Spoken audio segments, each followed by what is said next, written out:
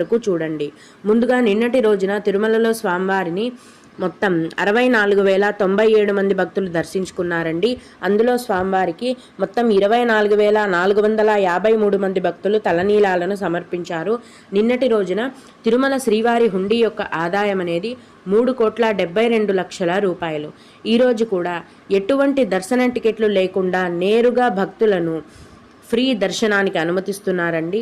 ఇలా టికెట్స్ లేకుండా నేరుగా వెళ్ళే ఫ్రీ దర్శనానికి ఈరోజు 8 గంటల సమయం అనేది పడుతోంది.